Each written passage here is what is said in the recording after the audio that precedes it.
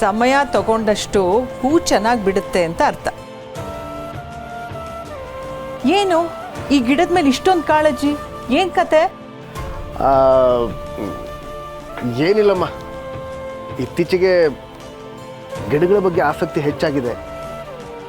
ಇಲ್ಲೊಂದಿದ್ರೆ ಚೆನ್ನಾಗಿರುತ್ತೆ ಅಂತ ಅನ್ನಿಸ್ತು ಅಷ್ಟೇ ಅಮ್ಮ.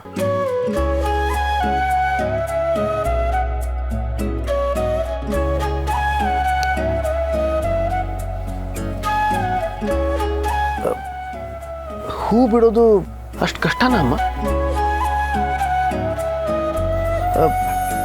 ನಿಮಗೆ ಮಲ್ಲಿಗೆ ಗಿಡದ ಬಗ್ಗೆ ನಿಮಗೆ ಗೊತ್ತಿರುತ್ತಲ್ವಾ? ನನಗೂ ಹೇಳ್ಕೊಡ್ತೀರಾ? ನಾನು ಕಲ್ತ್ಕೋತೀನಿ. ಇದು ಹೂ ಬಿಡೋಕ್ಕೆ ನಾನು ಏನು ಬೇಕಾದರೂ ಮಾಡ್ತೀನಿ. ಶಾಲೆಗೆ ಹೋಗೋ ಮಕ್ಳು ಕೇಳಲ್ವಾ? ಆಗಿದೆ ನಿನ್ನ ದಾಟಿ. ಆರ್ಯ, ನೀನು ಏನು ಮಾಡಿದ್ರು ಅದಕ್ಕೆ ಹೇಗೆ ಗೊತ್ತಾಗಬೇಕು? ಅದು ಹೂವಿನ ಗಿಡ ಕಣೋ. ಅದಕ್ಕೆ ಬೇಕಾಗಿರೋದು ಆರೈಕೆ, ಪ್ರೀತಿ. ಅಷ್ಟು ಮಾಡಕ್ಕೆ ಬೇಕಾಗಿರೋದು ನಿನ್ನ ಸ್ವಲ್ಪವೇ ಸ್ವಲ್ಪ ಸಮಯ. ನಿನ್ನ ಅಮ್ಮನಿಗೆ ಸಮಯ ಕೊಡಲ್ಲ ಅಂತ್ಯ, ಇನ್ನು ಈ ಗಿಡಕ್ಕೆ? ಇಲ್ಲಮ್ಮ, ಕೊಡ್ತೀನಿ. ಯಾರಿಗೆ? ಗಿಡಕ್ಕ? ನನಗ? ಇಬ್ರಿಗೂ. ನಿನ್ನ ಪ್ರಕಾರ ನಮ್ಮ ಫ್ಯಾಮಿಲಿ ಮೆಂಬರು ಈ ಗಿಡನೂ ಆಯಿತು ಅನ್ನು. ಹೌದಮ್ಮ. ಗಿಡ ಆಗಲಿ ಮನುಷ್ಯರಾಗಲಿ ಸಂಬಂಧಗಳು ಉಳಿಯೋದು ಸಮಯ ಕೊಟ್ಟಾಗ ಮಾತ್ರ. ಆಗಲೇ ಹೂ ಅರಳೋದು, ಪ್ರೀತಿ ಉಳಿಯೋದು. ಇದನ್ನು ನೆನಪಲ್ಲಿಟ್ಕೊಳ್ತೀನಮ್ಮ. Thank you.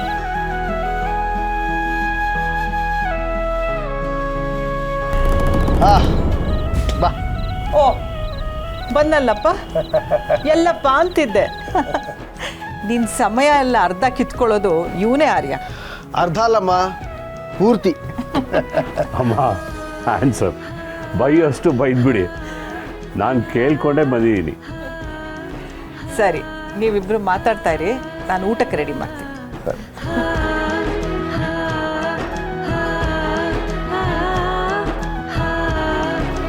ಬಾ ಬಾ ಬಾ ಬಾ, ಹೊಡಿ ನಿನ್ನ ಡೈಲಾಗ್ ಹೊಡಿ. ಆಫೀಸಲ್ಲಿ ಲವ್ ಸ್ಟೋರಿ, ಮನೇಲಿ ಮಲ್ಲಿಗೆ ಗಿಡ, ಇದೆ ತಾನೇ? ಎಲ್ಲಾನು ತಮಾಷೆನಾ ನಿನಗೆ? ಆ ಜಲಂಧರ್ ಮುಂದಿನ ಹೆಜ್ಜೆ ಏನು ಅಂತ ನನಗೆ ಗೊತ್ತಾಗ್ತಾ ಇಲ್ಲ.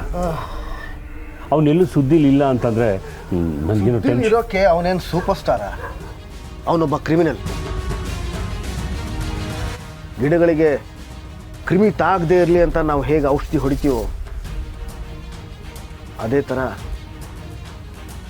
ಆ ಕ್ರಿಮಿ ನಮಗೆ ತಾಗದೇ ಇರಲಿ ಅಂತ ಔಷಧಿ ಹೊಡೆದ್ರೆ ಆಯ್ತು. ನೀನು ಹೀಗೆ ಮಾತಾಡಿದ್ರೆ ನನಗೆ ಭಯ ಆಗತ್ತೆ. ಈ ವಿಷಯನೆಲ್ಲ ಮನೇಲಿ ಮಾತಾಡೋದು ಬೇಡ. ನಡಿ, ಅಮ್ಮ ಅಡುಗೆ ಚೆನ್ನಾಗಿ ಮಾಡಿಸಿರ್ತಾರೆ. ಫೋನ್ ಒಂದು ನಿಮಿಷ. ಗಿಡಕ್ಕೆ ನೀರು ಹಾಕ್ಬಿಟ್ಟ.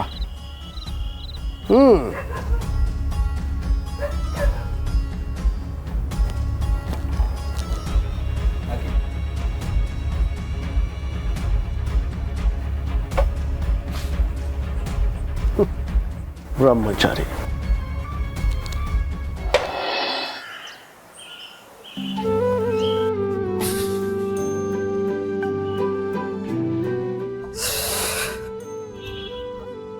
ಅಮ್ಮ, ತಿಂಡಿ ರೆಡಿನಾ? ಆಗ್ತಾ ಇದೆ ಕಣೆ. ನನ್ಗೆ ಇವತ್ತು ಓದ್ಕೊಳಕ್ ತುಂಬಾ ಇದೆ.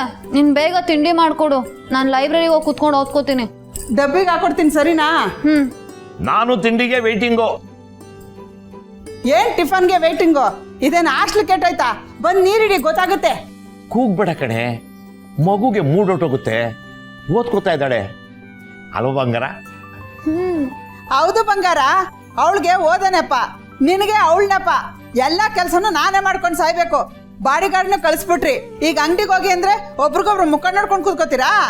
ಪಾಪ, ಆ ಕಾವಲ್ ಕಾಯೋ ಬಾಡಿಗಾರ್ಡ್ಸ್ನ ಕಾಕ ಅಂಗಡಿ ಕಳಿಸ್ತಿದ್ಯಲ್ಲೇ. ನೆಪ ಅಂತೆ ನೆಪ, ಓದ್ತಾ ಇರೋ ಮಗುಗೆ ಎನ್ಕರೇಜ್ ಮಾಡಬೇಕು ನಾವು. ಎಂಕರೇಜ್ ಮಾಡಪ್ಪ, ಎಂಕರೇಜ್ ಮಾಡು. ಎಂಕರೇಜ್ ಆದ್ಮೇಲೆ ಮ್ಯಾರೇಜ್ ಬಗ್ಗೆನೂ ಯೋಚನೆ ಮಾಡು.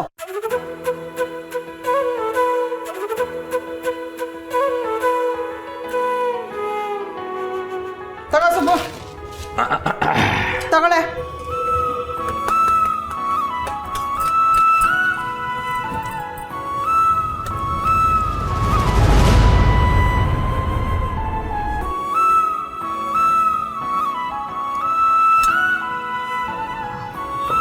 ಅಪ್ಪ 1 ನಿಮಿಷ.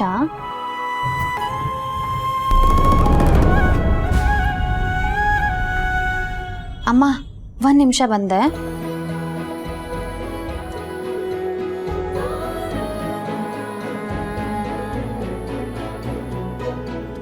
ನೋಡ್ದ ಸುಬ್ಬು, ಇಷ್ಟೋ ತನಕ ತಿಂಡಿ ಕೊಡು ಅಂದ್ಲು.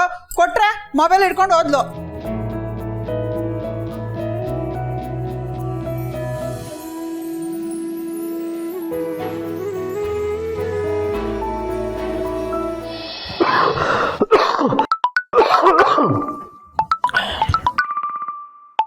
ಯಾವ ಫೋನ್ ಬಂದರೂ ಅಟೆಂಡ್ ಮಾಡಬೇಡ ಅಂತ ಹೇಳಿದ್ನಲ್ಲ, ಬಿಡು. Hello sir. ಹಲೋ, ಹೇಳು ಅನು. ಹೇಳು ಅನು. ಸರ್ ಏನಾಯ್ತು? ಏನಿಲ್ಲ, ಹೇಳು. ಸರ್ ವಾಯ್ಸ್ ಒಂಥರ ಇದೆ. ಇಷ್ಟೊಂದು ಕೆಮ್ತಿದ್ದೀರಾ, ಹುಷಾರಿಲ್ವಾ? ಸ್ವಲ್ಪ ಕೆಮ್ಮಿದೆ ಅಷ್ಟೇ. ಅಯ್ಯೋ, ನಿಮ್ ವಾಯ್ಸ್ ಕೇಳಿದ್ರೆ ಲೈಟಾಗಿ ಕೆಮ್ಮಿದೆ ಅಂತ ನನಗೆ ಅನಿಸ್ತಿಲ್ಲ. ನೀವು ನಿಜ ಹೇಳಿ ಸರ್, ಹುಷಾರಾಗಿದ್ದೀರಾ ತಾನೇ? ಹುಷಾರಾಗಿದ್ದೀನಿ ಅನು. ಹೇಳು, ಏನು ನೀನು ಫೋನ್ ಮಾಡಿದ ವಿಷಯ? ಏನೂ ಇಲ್ಲ ಸರ್, ನೀವು ಕೊಟ್ಟಿದ್ದ ಬುಕ್ಕು ನನಗೆ ಸಿಕ್ಕಾಪಟ್ಟೆ ಹೆಲ್ಪ್ ಆಯಿತು. ಇವತ್ತು ನಾನು ಲೈಬ್ರರಿಗೆ ಹೋಗಿ ಕುತ್ಕೊಂಡು ಓದ್ಕೋತೀನಿ. ನಿಮ್ಮ ನೆನಪಾಯಿತು, ಕಾಲ್ ಮಾಡಬೇಕು ಅಂತ ಅನಿಸಿ ಕಾಲ್ ಮಾಡಿದೆ. ತೊಂದರೆ ಆಯ್ತಾ? ತೊಂದರೆ ಏನೂ ಇಲ್ಲ ಅನು. ನಿನಗೆ ಯಾವಾಗ ಅನಿಸುತ್ತೋ ಆವಾಗ ಫೋನ್ ಮಾಡು. ನೀನು ಫೋನ್ ಮಾಡಿದ್ರೆ ನನಗೆ ಖುಷಿನೇ. ಆದರೂ ಸರ್, ನೀವು ರೆಸ್ಟ್ ತಗೋಬೇಕಿತ್ತು. ಅನು, ನೀನು ನನ್ನ ಬಗ್ಗೆ ಯೋಚನೆ ಮಾಡೋದನ್ನ ಬಿಡು. ನೀನು ಪರೀಕ್ಷೆ ಕಡೆ ಗಮನ ಕೊಡು. ಸರಿ ಸರ್, ಈ ನಿಮ್ಮ ಕಾಳಜಿಗೆ ನಂಬಿಕೆಗೆ ನನ್ನಿಂದ ಒಂದು ಸರ್ಪ್ರೈಸ್ ಇದೆ. ಸರ್ಪ್ರೈಸ್? ಏನದು? ಸರ್ಪ್ರೈಸ್ನ ಹೇಳ್ಬಿಟ್ರೆ ಅದು ಹೇಗೆ ಸರ್ಪ್ರೈಸ್ ಆಗತ್ತೆ? ಸರಿ ಸರಿ, all the best. See you. Bye sir, take care.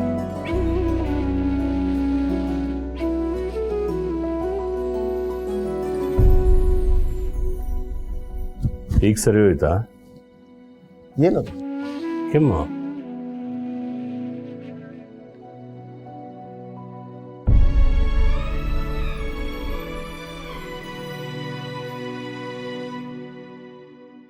Don't